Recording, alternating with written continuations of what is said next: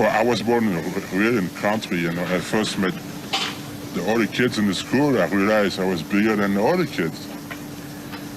And after that, when I got older and older, my father told me his grandfather was bigger than, he was really big. How big?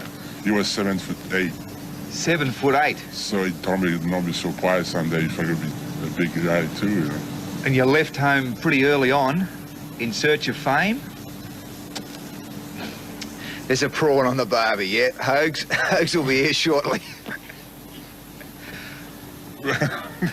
Very hard to concentrate at this stage. Gibbo and Chappelli, we probably need your help here.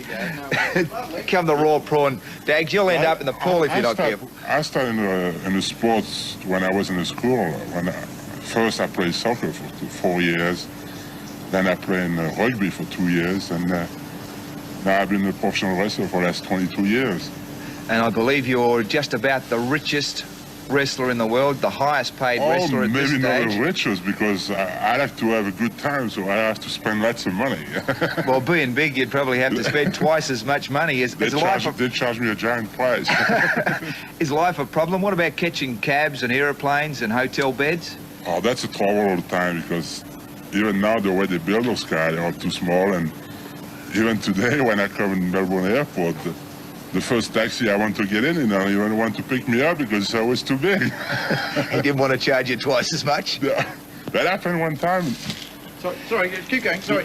Dags, just on with the goods. What is he doing? I think we'll fix him up shortly. I'm just working out your ration. That's your half, 10, 11, 12.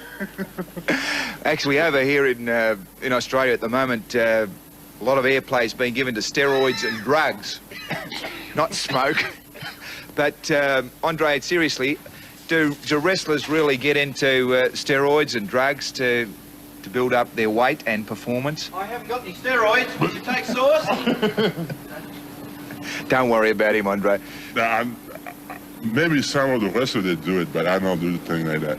I'm just natural. Even, I have to say that just before I come here, I was sick. I was in the hospital with the pneumonia, and even the doctor, just because when he saw me for the first time and when he saw my size, he asked me if I was using steroid, and he asked me if I don't mind if we do a checkup on me. And because some of the tall people, they got some glands and don't function too good. That's why they're tall.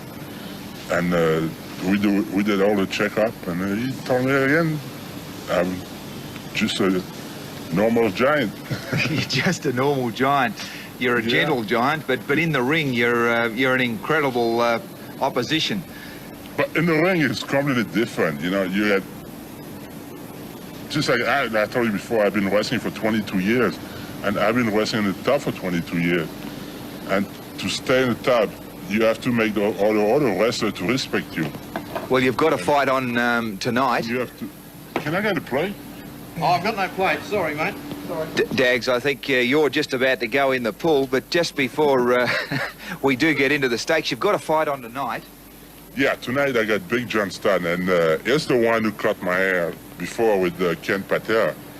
But that time, I have to say that John Studd was lucky. It was lucky that it was 3 against myself, and they knocked me out and they cut my hair. And you're going to go to Sydney as well? Yeah, but tonight, finally I got John Studd by himself. I don't have to be aware, but if anybody going to come in my back... Let's get rid of him, I think, Andre. We should toss him in the pool. Like the Wizard or King Kong Bundy. All right, just a bit of... Well, that's the end of you, I think, Dags. I think we should put him in... No, look, he's mucked up. He's completely... Before we go back to Gibbo, we've got a problem down here. I think, Andre, we should unload this bloke. He's upset a complete interview. We've tried to do the right thing. I'm thirsty, and I like to have a big bucket. Look, I think...